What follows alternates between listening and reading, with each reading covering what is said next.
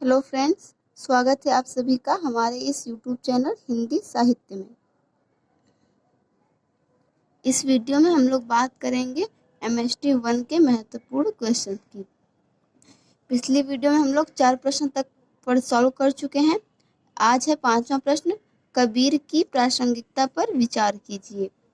Total ये 10 question है जो कि एमएसटी 1 के बहुत ही महत्वपूर्ण प्रश्न हैं। इसमें से हम लोग धीरे धीरे करके सभी प्रश्नों के उत्तर देखेंगे। चलिए देखते हैं 5वां प्रश्न, कबीर की प्रासंगिकता पर विचार कीजिए। कबीर दास जी जो हैं वो नाथपंथी के योगी परिवार में पले बढ़े थे और ये नाथपंथी न तो हिंदू में माने जाते थे और न मुसलमान में माने जाते थे। कबीर नामक एक पुस्तक है हजारी प्रसाद द्विवेदी जी की। इस पुस्तक में उन्होंने इस तथ्य की पुष्टि भी की है। देखिए, जोगी जाति का संबंध नाथ पंथ से है। जान पड़ता है कबीर के वंश में भी नाथपंथी संस्कार पूरी मात्रा में थे। यदि नाथपंथी सिद्धांतों की जानकारी न हो तो कबीर की वाणियों को समझ सकना भी मुश्किल है। ऐसा जो है हजारी प्रसाद द्विवेदी ने अपने पुस्तक कबीर में कहा है।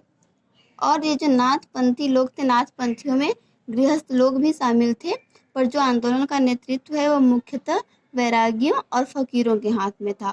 वे लोग स्वेच्छा से गरीबी का, सादगी का और सांसारिक सुखों से विरक्त संतों का जीवन जीते थे और सामंतवाद के खिलाफ यह विरोध, सामंती शासक वर्ग के रहन सहन के तौर तरीकों, उनकी शाह खर्ची और ऐशो आराम के पीछे दीवाने रहने की उनकी आदतों के खिलाफ विरोध के रूप में प्रकट होता था। और यह सांसारिकता को तिलांजलि देने की यह भावना जो है, वैराग्य की प्रवृत्ति, दरअसल उनकी विरोध भावना का ही आध्यात्मिक अभिव्यक्ति थी। और कबीर समेत जितने भी भक्ति आंदोलन के प्रारंभिक रचनाकार थे, उनके साहित्य में अपने आप में एक शुद्ध धार्मिक आंदोलन की अभिव्यक्ति न होकर बल्कि तत्कालीन समाज की आर्थिक यथार्थ की टकराहट और असंगतियों की आदर्शवादी अभिव्यक्ति है। जो कबीर दास जी का साहित्य था उसके बारे में लोग देखते हैं कि आज का जो युग है उसमें उनकी क्या प्रासंगिकता है। जातियों, धर्मों, वर्गों आदि में विभाजित समाज की संकटग्रस्तता के समय कबीर का साहित्य प्रासंगिक हो जाता है। चूँकि मध्ययुगीन समाज की लगभग ऐसी ही चुनौतियों और उथल-पुथल के बीच उन्होंने महान ऐतिहासिक भूमिका निभाई थी। कबीर युग संधि के उस काल में उत्पन्न हुए थे जब भिन्न भिन्न धर्म साधनाओं और सामाजिक विचार प्रवृत्तियों के बीच अंतहीन टकराहट का सिलसिला शुरू हो गया था। हजारी प्रसाद द्विवेदी के अनुसार कबीर युग संधि के ऐसे ही चौराहे पर उत्पन्न हुए थे। वे मुसलमान होकर भी असल में मुसलमान नहीं थे, वे हिंदू होकर भी हिंदू नहीं थे, वे साधु होकर भी योगी या अगृहस्थ नहीं थे, वे वैष्णव होकर भी वैष्णव नहीं थे, वे योगी होकर भी योगी नहीं थे, वे कुछ भगवान की ओर से ही सबसे न्यारे बनाकर भेजे गए थे। वे भगवान के नरसिंहा अवतार की मानव प्रतिमूर्ति थे। ये जो कथन कहा गया है कबीर के विषय में, यह हिंदी साहित्य उसका उद्भव और विकास इस पुस्तक में संकलित है।